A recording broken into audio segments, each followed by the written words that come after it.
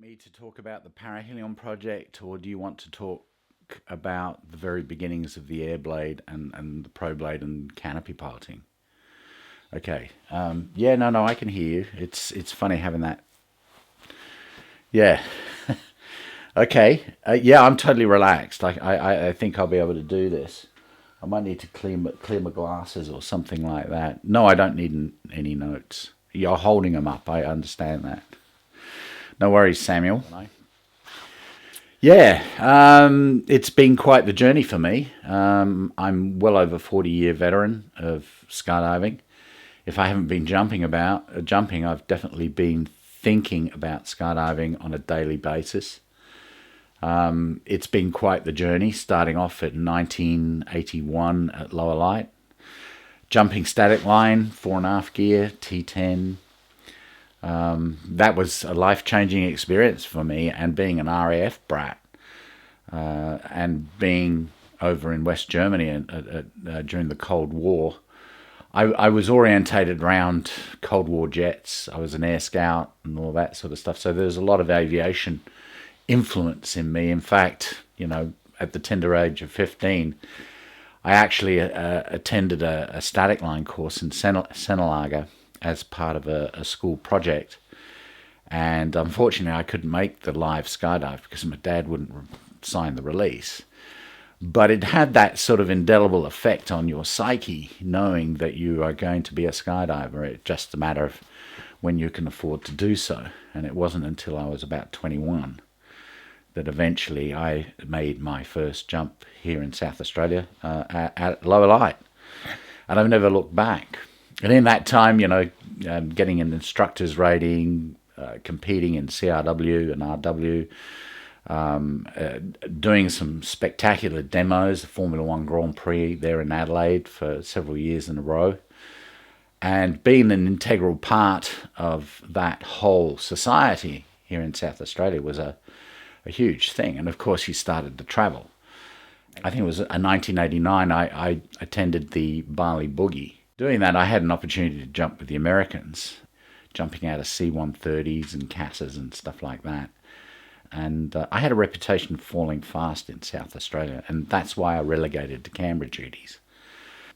And I thoroughly enjoyed it, and it was a part of me that wanted to be expressive, because I'd already started my sculptural career doing skydiving sculptures. In fact, I did a whole series of trophies for the South Australian Sport Parachute Council, and those were enjoyed by teams year after year. And here we are. This has been quite some time. I emigrated to the States after I had that experience with the Americans. Faster fall rate, more comfortable, and then I said, right, that's it. I'm going to take up a more, let's say, professional career in skydiving as well. 1990, when I first got over there, I got into some big ways and stuff like that, load organising during the weekends, and of course doing one-on-one tuition with AFF graduates. And that was I enjoyed teaching. I enjoy getting into the heads of people who think that they want to jump out of an aeroplane and bringing them up through the ranks, so to speak, and installing a skill set that's going to carry them through and inevitably enjoy their skydiving career. And I think that's exceptionally important to be able to do. And so you become a good listener, and you help people along their way and their little issues that they might have when they first start out to jump. You get to know them, and it's quite the big thing.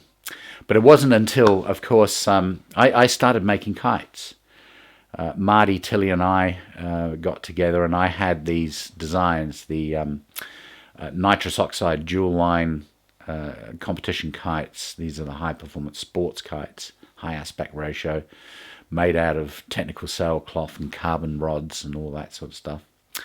And we set about putting up a small workshop together and making these kites, and of course jumping during the week, and of course load organising still on the weekend, and going out onto the occasional demo too, I might add. So it was very much a skydiving lifestyle.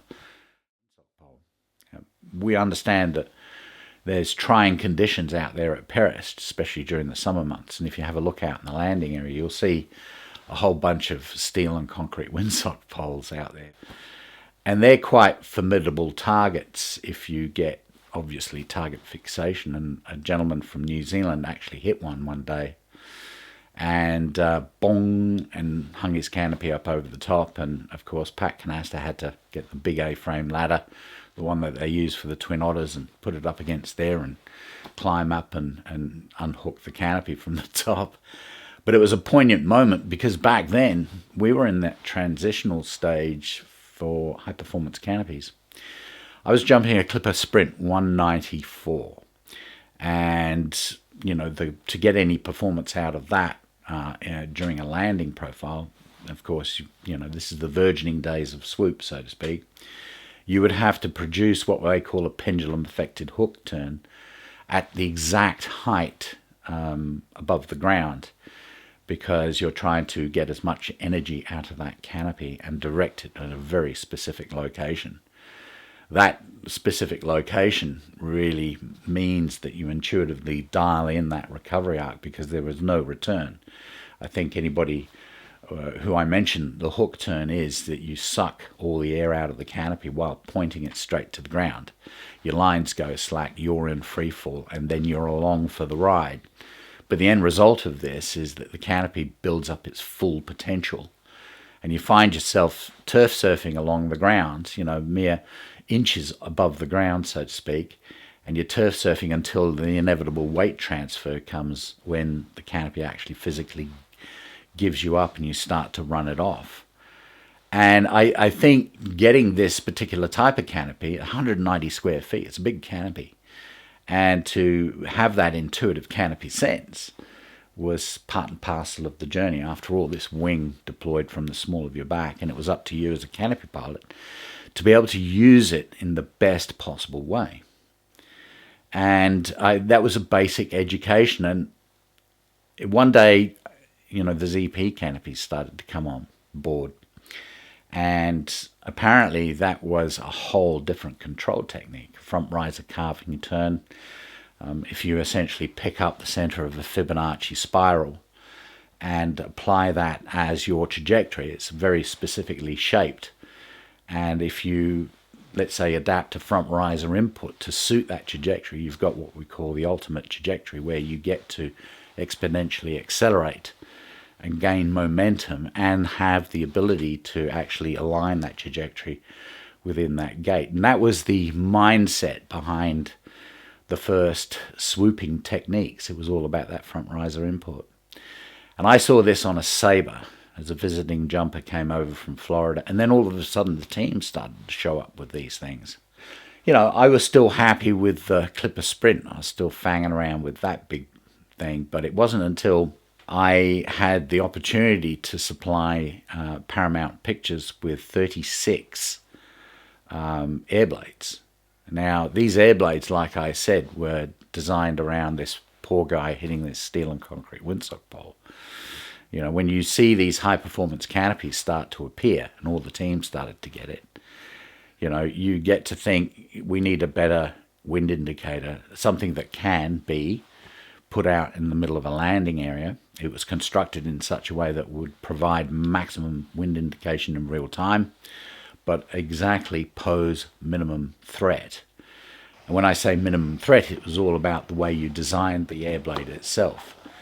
And, lightweight construction, high degree of flexibility, and some, shear points. So when you're putting it in the ground, you're using a dowel, you cut a little groove in the dowel so it snaps right there if somebody had the misfortune to actually hit it. And the Airblade back then it was very, very effective. Not only did it indicate height, but it also was very sensitive wind in direction, and in the patent it actually states omnidirectional wind indicator for skydiving.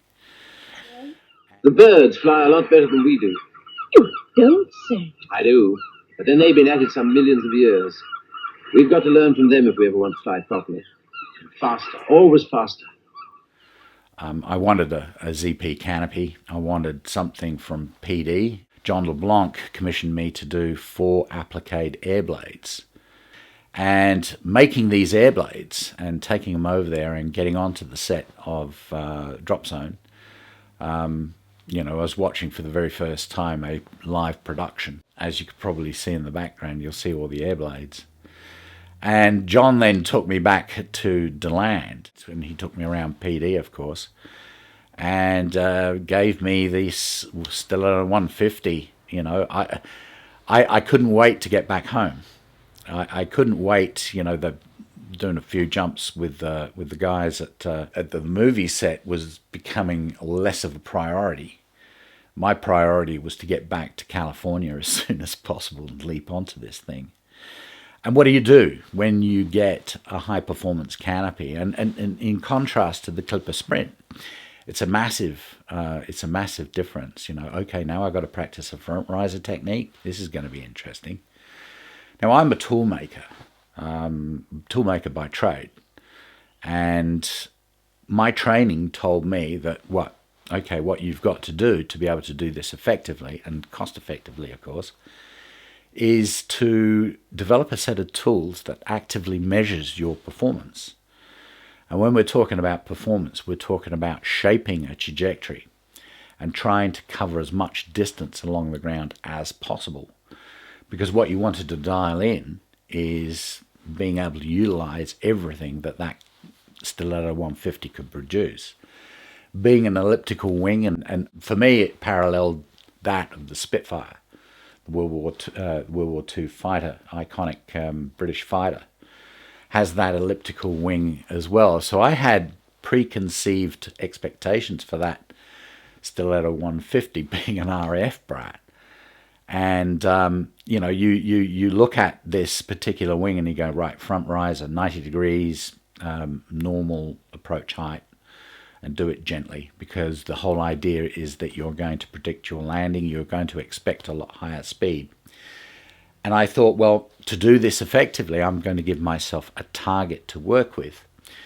Now, I just happened to work at the Ghetto where I lived.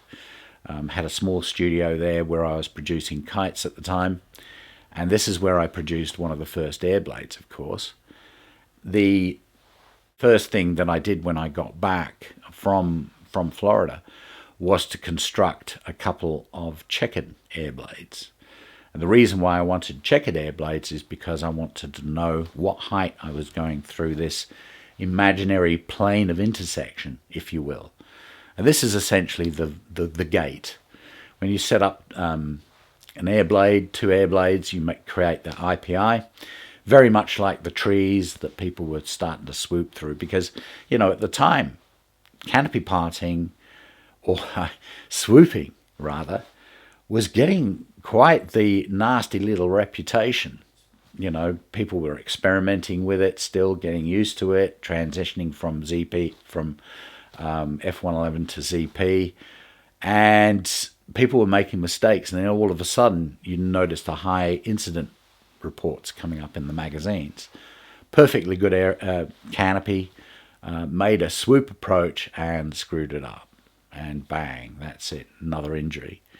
And before long it became to such a point where some of the drop zones were actually banning the practice, and you could understand why. But at the other end of the scale there, you've got guys who really, really were talented and really could produce as much performance out of these particular canopies. And they rose to the occasion and then started to, let's say, focus their trajectories through inanimate objects. It's because now people were targeting things and sometimes getting it wrong and coming off with some disastrous effects. You can imagine it was pretty horrifying. But something had to be done about it. In the magazines, a lot of canopy manufacturers were getting on board, Precision with their Batwing, PD. Everybody was getting into the new ZP, everybody was promoting them. And in these full-page colour ads that you see in the industry magazines, there was also a declaration of performances. Now, of course, these performances are declared independently of each other. They set up their own benchmark and said, this is a canopy that can do this, this, and this, and this. There were some very good descriptive words in the ad copy. And, you know, they said, well, how do you come up to this? You know, how do you substantiate these performances?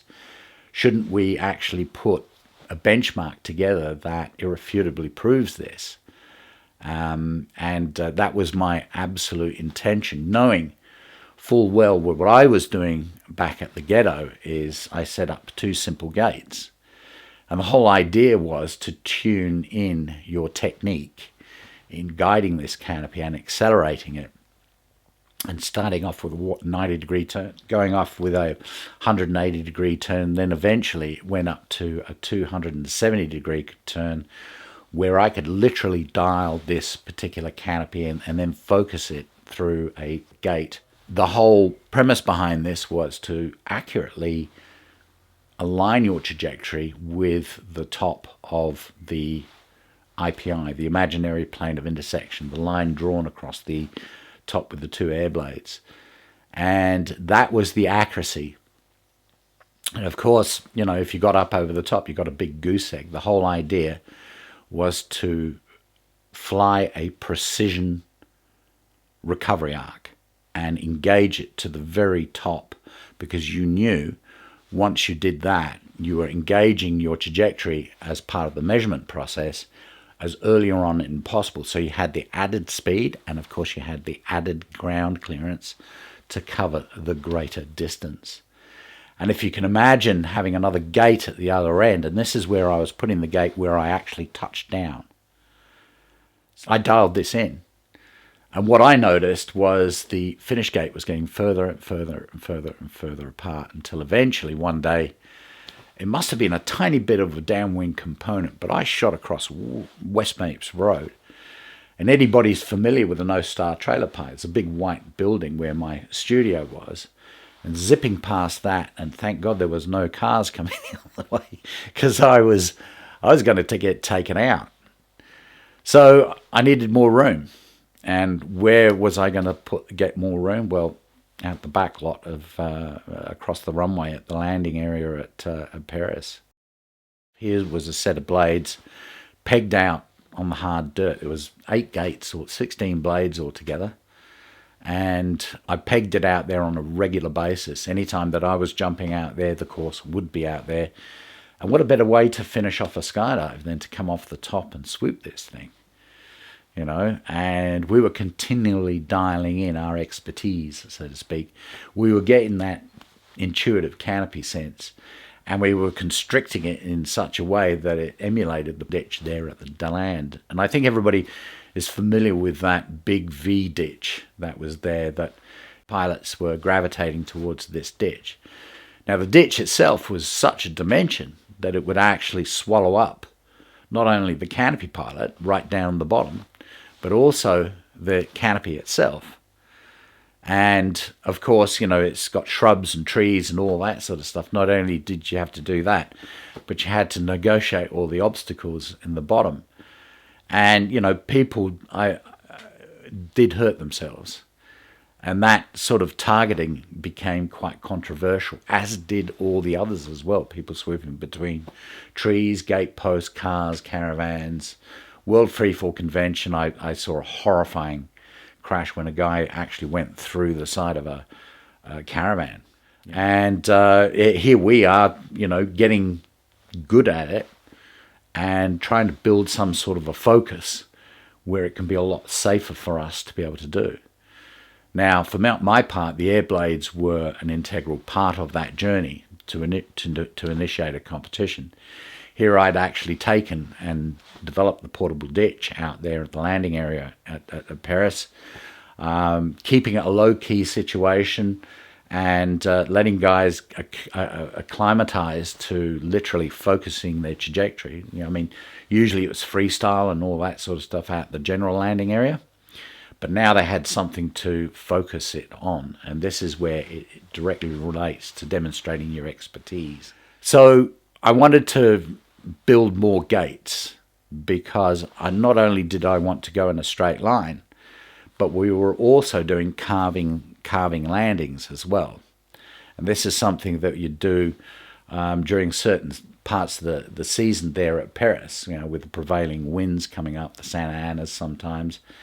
And you chose to literally meld in your base, leg and final into one sweeping carving turn, only to end up into the wind and do that graceful landing like everybody does.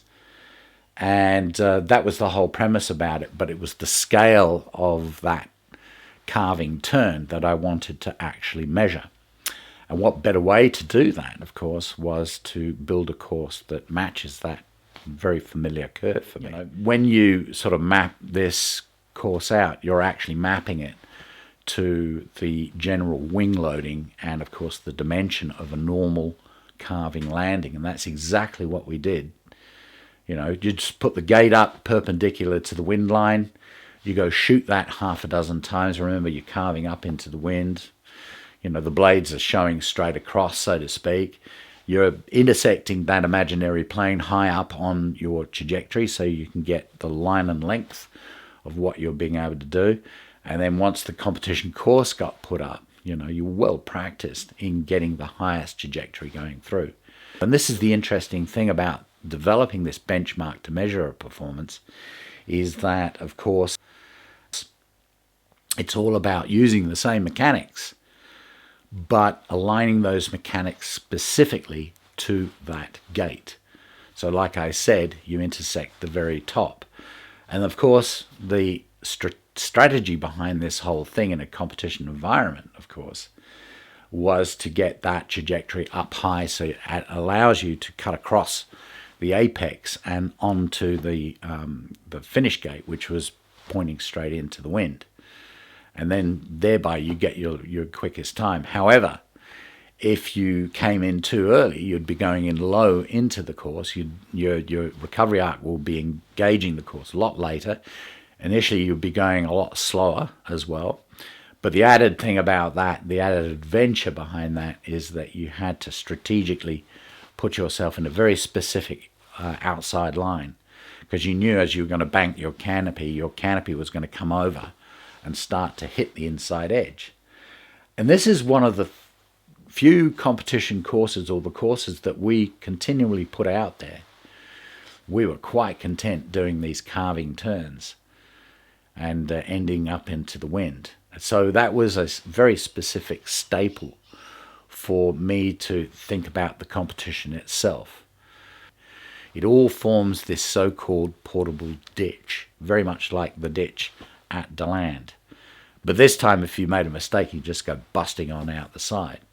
But the best thing about it, the guys who were experimenting on this competition course had that ability to dial it in real quick. I mean, the strategy was quite obvious, and the skill set was quite apparent as we were watching other people come in. And there's this core group that really shone, and you know, they became the first regular competitors. I would. Would you? Try anything once. Would you really? It's a bargain. You know, here I am, a young company, if you will, myself making these Airblades and hiring a part-time sewer. We started to do all the industry players, Rigging Innovations. Everybody else started to get their logos. I mean, I had a ball actually seeing these iconic logos come across my desk and actually putting them onto an Airblade, and then going out into the workshop and laying out all the fabric, all the different colors laid up on top of each other, and then you go and sew the entire image out. And then, of course, you initiate the art of appliqué when you place this over and you start to cut out all the panels, leaving this literally stained glass effect where light will transmit all the way through. And of course, you know, you had that ability to fly it at the end. You know, this is a fairly large logo. It's on a 17-foot Airblade, and it's 64 square feet of fabric. And that was my bread and butter. But if you can imagine putting blade course out, you know, I was very fearful of product liability lawsuit. And my reluctance to call it a competition was quite obvious, the mere fact that it was pegged out on the hard dirt. And as an engineer, like I said, you always envisage the worst case scenario and you engineer it out of the equation.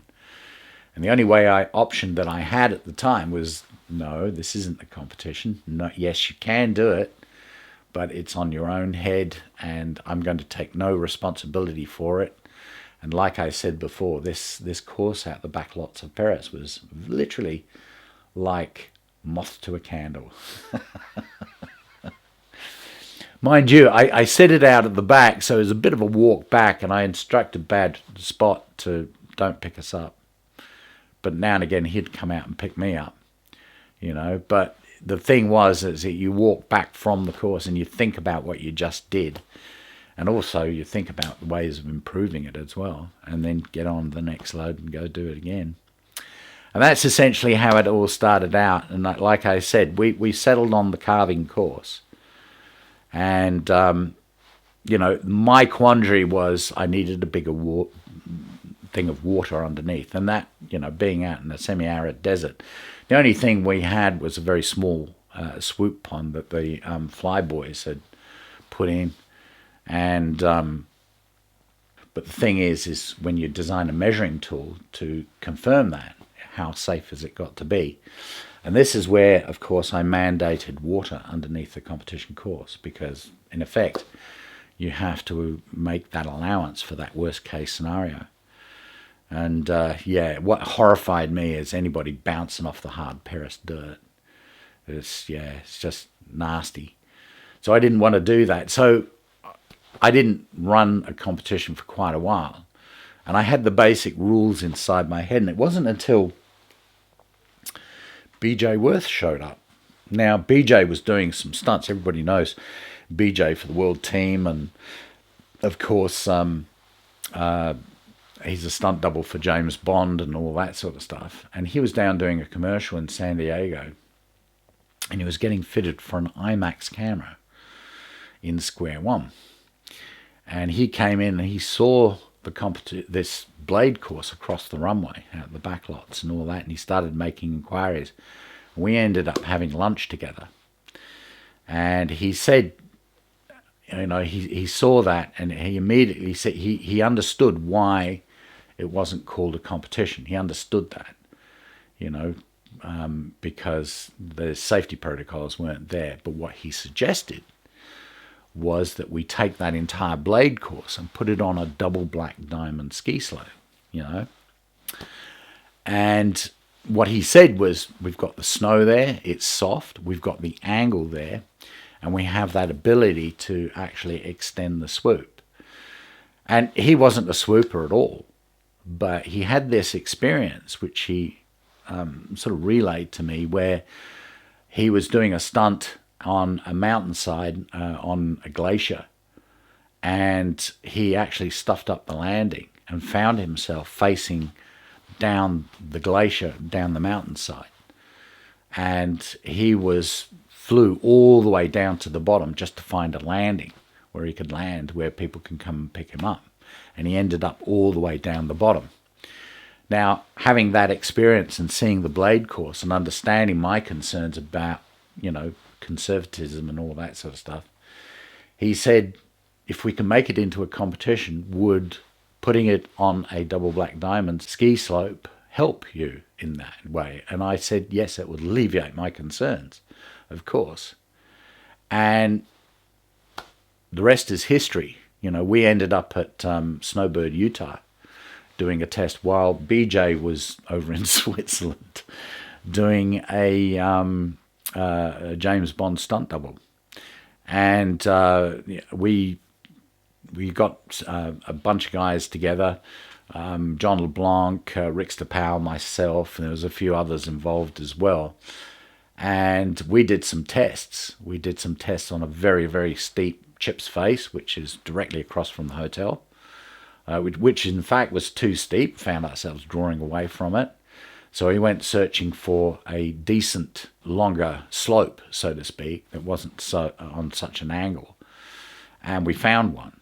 And, you know, because I was a so-called expert on the Stiletto 150, and I knew what all the other guys were doing as well, it was up to me to be able to design a test course around that everybody can go through. And BJ sort of reminded me, he said, don't make it too hard. make it easy for everyone, because what we're looking for is a sustainable competition format that at least 75% of the talent that's assembled here today can make it through. And that's a philosophy that I've always stuck to. I can see his point of view. So in that mind, we set out this course, and we were throwing the rule book out. The rule book that we had developed on a flatland swoop thing, when you apply it to the mountain, doesn't exist. We were doing some hammerhead turns. I was doing some hammerhead turns on the Stiletto 150, but all in all, the format actually worked, and we had a ball, an absolute ball. And so BJ and I sat down and we came up with the rules, things like blade strike, vertical extension, time over distance. What is the penalty if you go over the top? Do you have to make all the blades? Yes, of course you do. Each and every gate you've got to go through. If you don't, you get down to points, not timed. So we had all these simple basic rules. And we used, of course, the ski race technology to be able to time it as well. So we got those guys on board as well. And so we ran the first event after the Paris ski meet. And I flew the Stiletto 150. We were up against back wings. We were up against sabers and all that sort of stuff. There was a good cross-section of manufacturers that were represented at that initial competition. There were 16 competitors. So that was the very official point of, let's say, ticking off canopy piloting as a competition sport.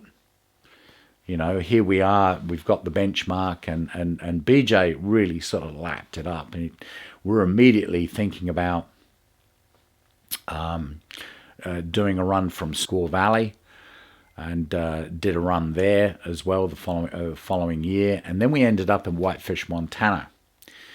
And Whitefish, Montana is of course BJ's backyard at Big Mountain there. And there was a run called Inspiration that we'd picked, and went out there, did the site search, did a couple of test jumps. And the very first competition that we had there were generally the open cell canopies that we were using. Of course, the bat wings, the sabers, stilettos, all that sort of stuff. But there were a quite good cross-section of sizes. And this course was 3/4 of a mile long. And we had something like 12 gates going through the entire length. Of course, at the start gate was the big 5-meter Airblades, the 17-footers, the characteristic checkered pattern. And we were using these open cell canopies and getting aircraft launches from a helicopter. And, of course, using the timing method that the ski patrol had actually furnished us with, and of course, getting some decent results. And there was an incident where we had, the following year, of course, we couldn't get a helicopter up because of bad weather. But what had showed up that time was the first tri-brace canopies. These canopies, different construction method altogether, different flight profile. But the interesting thing about it is that because we were ground launching this, they were pegging the exact same times on the exact same competition course as the previous year in direct relation to the open cell canopies, yet these guys were being just ground launched. And the previous year with the helicopter. So that was proof positive that we developed a benchmark that actively measured not only the piloting skill, but also actively measured the performance of the canopy itself. Time over distance and then the speed. And it was really interesting to watch. And then we went to Lake Havasu. This is where I first officiated a competition. We had Hanson's energy drink come on board as a sponsor. And, of course, the guys ended up swooping under the London Bridge. But the competition itself was well received. We had a good group of pilots to be able to do this. And, of course, it was filmed again by Tom Sanders. For me, it verified that we were on to something that irrefutably measured canopy performance. a time over distance thing. It wasn't about water contact or anything else like that. It was just about canopy pilots guiding their canopy through this two-dimensional competition course. Now, I had already put an event at the World Freefall Convention for the very first time. We utilised the municipal pond out there in the front of the Quincy Airport there. And, you know, that was an ideal situation, but like anything else, it was an exhibition. There was a lot of guys out there that had never done anything like this before. They swooped over water, of course, but not between a competition course such as this. And it was a great event. You know, we held it on multiple days. We had the 412 helicopter servicing us. It was landing right next to the competition site, so to speak.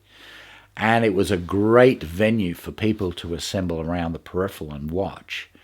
And you suddenly realize that this was a spectacular spectator sport, and the potential behind it for, let's say, getting into mainstream sports was quite high. And I think it's one of my principal drivers to make that actually happen. And so you keep that in the back of your mind, but you're concentrating on kind of developing this competition, if you will. And it wasn't until I got down to Skydive Houston there, George Galloway and Beezy Shaw was there, of course. I brought in JC Colclasia. Precision had just sponsored JC with an FX. And myself, I had an FX as well that was a, wow, I was getting used to it, so to speak. It was a 120 FX, so I'd shrunk down 30 square feet. And I would have loved to have spent more time on that canopy, but I found myself on the organisational side of things, of starting to initiate this ProBlade competition. And like I said, it wasn't until I got down to Houston and I met a guy there who was the manager of Skydive Houston. Also, he was a member of Orbit Punks. He was a military man. He was a ranger, a US ranger. And he had the discipline not only of a premier competitor, but some pretty good organisational skills as well. And he took to canopy piloting or this ProBlade like a duck to water, and of course his name is Jim Slaton. Later on, he would emigrate from Houston and come up to California, and we joined together. You know, he became dead keen on what I was doing and all that sort of stuff. Jim had this idea about zone accuracy, and it really got my goat. I didn't like it at all.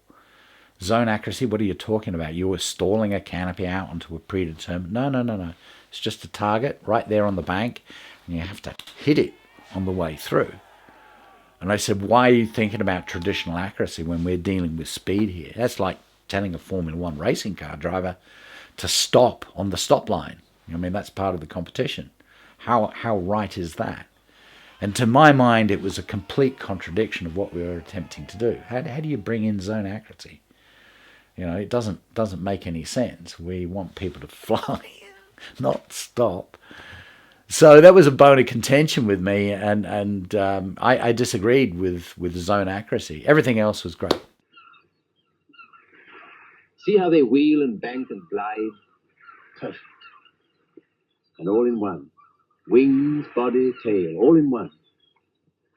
And when we try, we build something all stuck together with strings and struts and wires. Pat Canasta immediately saw the potential behind this and gave us permission to actually create the Perris Swoop Diamond. And that's the purpose-built pond for that particular area. And we had a great time setting it up, the initial ProBlade competition. We put in the rules for distance. Of course, you weren't allowed to balloon flare at all. You had to keep your trajectory within that confines of the airspace that you were defining. Of course, it had width, it had height, it had length, and it had a direction to infinity and beyond. And the great thing about that is that we suddenly realized that guys would be carrying great distances that would far exceed the venue. So in a sense, as a precaution and relying on the expertise of these guys, we would shorten it down to 1.5 meters. right? So that was a 5-foot Airblade. And we had two 1.5 meter Airblades for the pro division. Of course, when it came to intermediates, we used the 3 meter or the 9-foot Airblades at 30 feet apart or 10 meters. And then, of course, for the novice, we used the big 5 meter or the 17-foot Airblades to define the biggest IPI. And just remember, the targeted objective was right at the very top. And of course, we had that ability to measure a margin of error and also time the result of that as well. And it gave some comprehensive results as a feedback both to the pilot and the manufacturer. And the only way that we would run a distance event, of course, is in 0-0 wind conditions. And to that effect, we had an accurate way of doing it. There was no downwind component or anything else like that. As soon as the winds came up over 5 knots, that's it. We're on to something else. And we will resume distance the following morning when the conditions were really ideal. And that's how the competition started to gain momentum. And it wasn't until I put the event together for the 2000 Nationals there at Perris, and I put an exhibition event on, and it was a carving course and everything else was set up. And people were taking note of it. Well, this is it. The Pro Blade event is scheduled to start off tomorrow morning at 7 a.m, weather permitting. And we should have about 10, maybe 12 competitors. I hope they'll all roll up. And also I've extended the landing area specifically for Luigi. So it should be quite interesting. So we'll find out tomorrow morning. We'll hope that this weather will let up to at least get $3,000. It would be great for us. It wasn't official. You know, governing bodies were looking at it. I know I had a couple of directors from the USPA have a chat with me about it. And it wasn't until I put the event together for the 2000 Nationals there at Perris, and I put an exhibition event on, and it was a carving course and everything else was set up. And people were taking note of it. Yeah. And so Jim and I kind of worked together after that. And in 2000, yeah, we had several events, very successful events, up to 90 competitors on 3, different experience formats. We had the novice, the intermediate, and of course we had the pro division. We had a regular bunch of guys that would always turn up, not only to the blade running events that BJ and I were putting on, but also to the events that we were doing as well, right there at Perris. I think one of the contentious issues back there was people were thinking about the introduction of weights. And for my part, artificial wing loading tended to distort the overall results of what we were trying to achieve. And in that sense, I found it quite dangerous to put weights on. I understood the philosophy behind it because canopy manufacturers weren't making a whole different range of sizes. You couldn't actually dial it in. You had to accentuate that a little bit by adding weights to put yourself into that competitive bracket. Risk mitigation high on the agenda. I continued to be kind of, stubborn at that, but the pressure was overwhelming in the end. Jim Slaton and I had a very emotional chat, if you will. It was almost an argument why we wouldn't want to introduce weights. But canopy pilots being competitors wanting to get the upper edge on everything, that was the first thing that came on. Oh well. I don't suppose anything will ever come of it. And if it did, I doubt if anybody would want to fly it. What I wanted to do was to design a multiple choice accuracy course. And here's a competition course that represented a gun barrel, if you will. It forced the canopy pilot to shoot through a very small gate that consisted of 4 1.5 meter Airblades set only 3 meters apart by 5 meters long. So it was a very distinct box that the canopy pilots couldn't cut the corner, and it actually dictated the direction of your trajectory busting into this thing right there on the surface of the water. And around the peripheral of the pond itself was set a whole series of gates. You could go straight ahead and get the minimum points, or you could carve hard to the left and carve hard to the right to get the gates going along the sides, either side. And that was a very, very popular and fun competition to have because, in a sense, you got to touch the water. It had to be dead accurate, but the water was part of the strategy in braking to make it around the corner. And we saw some very, very talented pilots. Of course, I had the hot seat right there next to the start gate because I had to sit there and replace some of the blades that got sucked out into the canopies because guys would be cutting the corner. But the prerequisite coming out of the competition course, because we had gates around the peripheral, were 2 9-footers. And the strategy here to successfully go outside the competition course and nail the end gate was to pick that center line. And the beauty about the Airblades is that the pilot knew straight up that he had to get the center line because the tops of the end cells, the stabilizers, would come so far from the top of the Airblades. So you had that obvious demonstration of a high degree of accuracy when you're going through the Airblades. And so that was quite successful.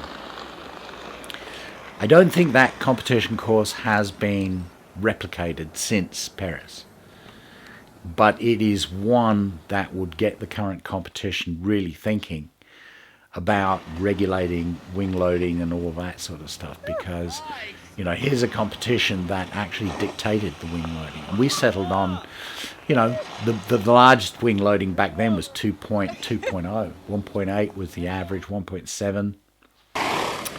Nothing radical compared to today's standards, but manageable, because at the end of the day what you were thinking about was the landing itself.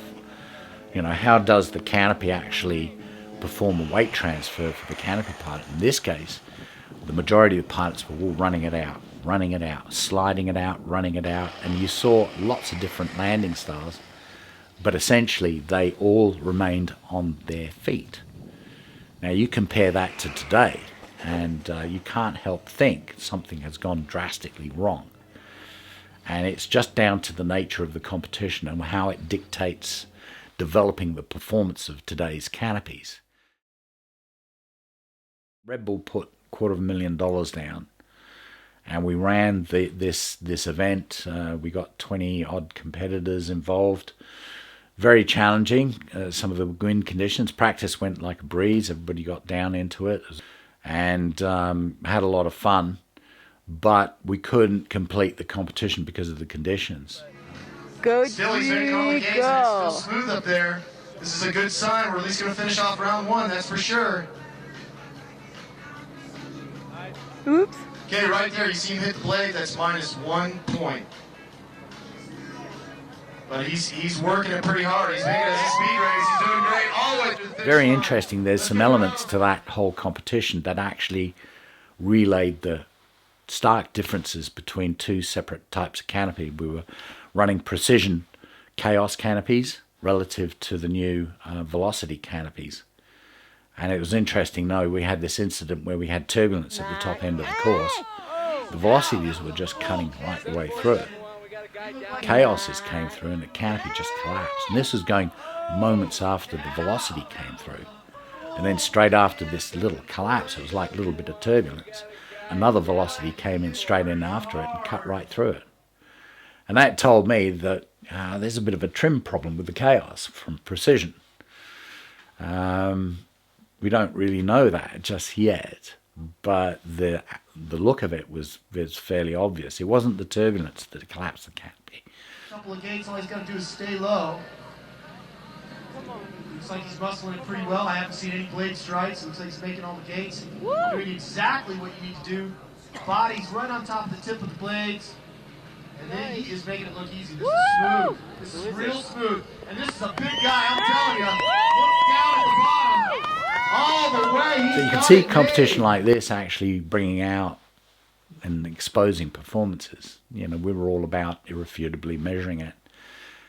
At that time, we were at loggerheads between Jim and I because we saw a great future of it. And I didn't want to introduce weights and I didn't want to introduce zone accuracy.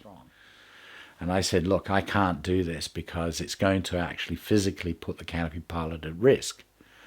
and I would prefer to engineer it out of the equation and concentrate on flight performance and a little bit of water contact. Here, this is what we have today. Now, here's what I'm after. My father had come over for a couple of months, and little did I know that he had terminal cancer. There you go, John Eastaugh.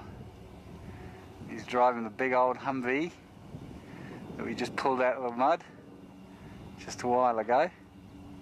And he came over and he stayed with me and then left all of a sudden. And yeah, in March that year, he passed away. And I had to return back to Australia to help the family through this time, help my mother.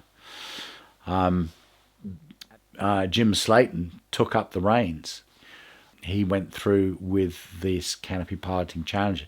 And it wasn't until 2003, during the IPC's plenary meeting there in Brazil, is where the canopy piloting format, as it stood, what we'd developed, got presented for the very first time. So 3 gentlemen did it. Of course, we had Lyle Pressey from the East Coast, BJ Worth, and of course, Jim Slaton. And yeah, from BJ Worth's perspective, doing the blade running, and of course, what canopy piloting competition that we had developed, Jim Slaton and I, he presented what you're currently using today, and that, of course, is the distance, the speed, and the zone accuracy.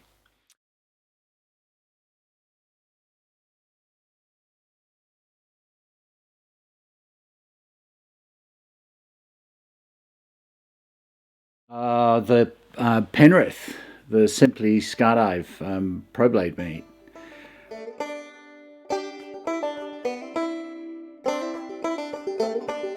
That was one of the most exciting venues that I've ever been to. You know, here we have a world-class Olympic regatta centre that essentially was the perfect place to conduct a Pro Blade canopy piloting competition meet, because we had some phenomenal resources there. Not only the floating aircraft carrier size landing platform, but also the underwater infrastructure necessary to mount a Pro Blade competition course.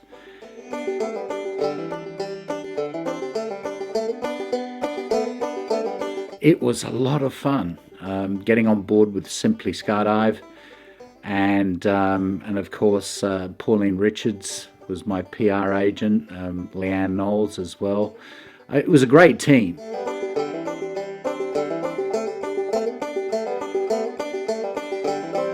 You know, we had that opportunity to demonstrate to the rest of the world that we're not mad after all. I mean, jumping out of an aeroplane and using a wing that deployed from the small of your back was a great opportunity to bring it to the world. And of course, I had that sort of 10 minutes of fame with Peter Lehman on the Today Show.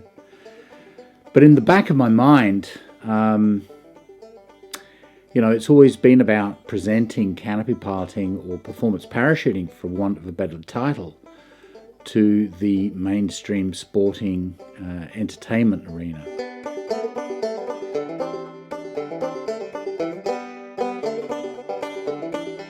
We know that canopy piloting or measuring a landing profile happens exceptionally quick. So in a sense, what we're using is the latest in motion and vision capture technologies to slow that action down and to reveal it in the utmost detail, to the point where we're generating an interface for the viewer, so it empowers them to become an active judge. And they get the opportunity to actually judge each and every one of the performances as it happens on the screen.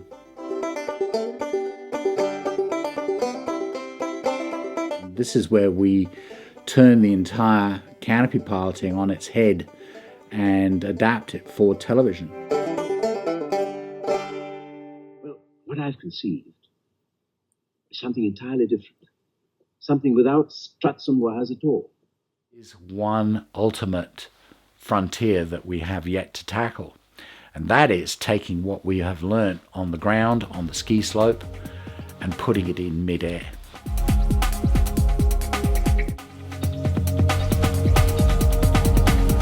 And that's essentially what I've done through developing what we call the Parahelion Project.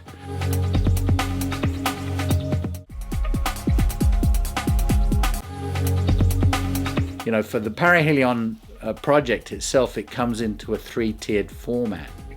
And each one of these formats actually caters for a category of canopy.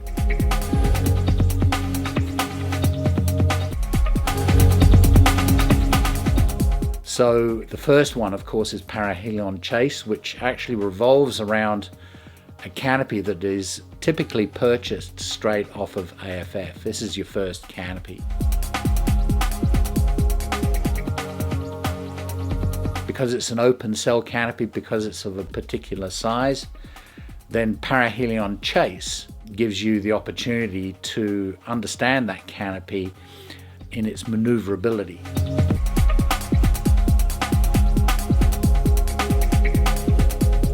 And so what we've done is we've developed a whole series of competition challenges, and of course this always represents an educational benchmark as well, where you can teach yourself practically intuitive canopy sense. And we're all... If it's as simple as that, why hasn't somebody thought of it? Somebody has. Me.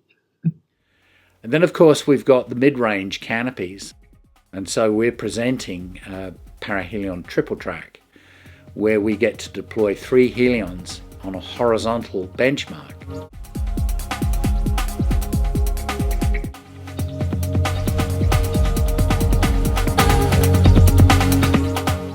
We get the canopy pilot to actually perform laps and fly against each successive helion in 3,000 feet of working time.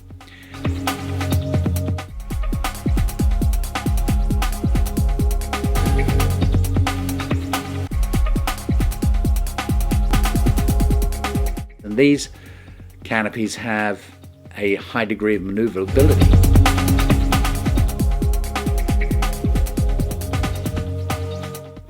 But then again, you know, they have that capability of straight line speed.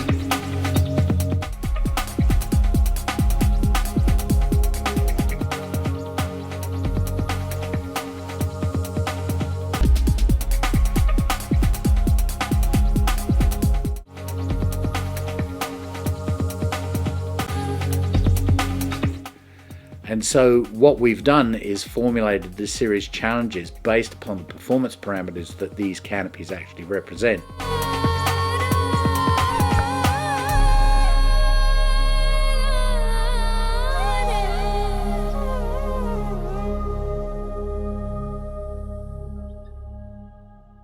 You see, Jeff, I believe I discovered the secret of real flying, the secret of the birds. In no uncertain terms, we've provided Parahelion 357, which is a vertical challenge. So we've got a 7-gate course in 5,000 feet of vertical airspace. It's essentially a race to the bottom. Lift off and the clock has started. Roger, 0G, and I feel fine. Thanks for being orbit.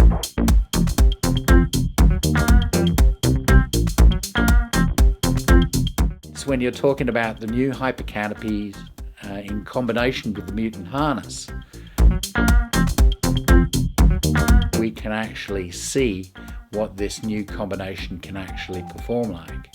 You know, for the very first time, we can put canopy piloting in its true context and place it into a mid-air challenge.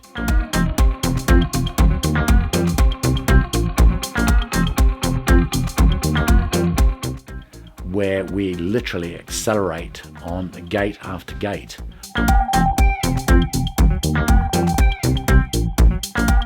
And it goes far beyond what we see as a landing profile. So, you know, it's exciting for me to sit here and talk about this in no uncertain terms. You know, the Parahelion Project is a fully developed program, both as an educational benchmark and also providing a comprehensive competition as well. And so now we can, using the latest in motion vision capture technologies, capture that action in the utmost detail. And so we're doing so by presenting Masters of Parahelion. You know, how do you present a brand new canopy piloting competition to the greater skydiving community? And not only that, we're presenting it to the rest of the world. So we have a story to tell.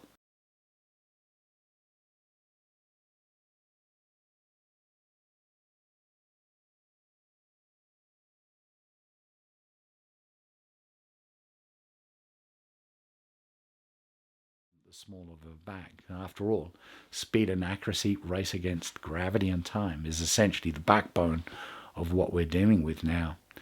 And it's going to be a fun time for me to reveal it to the greater skydiving community. But like I said, more importantly, it's about inspiring people to come out, pick up the phone, and come out and do a tandem. So, yeah, are we done? Did I get through all of that perfectly? Oh, wow, that's amazing. No, I'm happy with it. It's good. Well, thanks a lot, guys. Yeah, no, it's wonderful. Yeah, I'm into it, of course.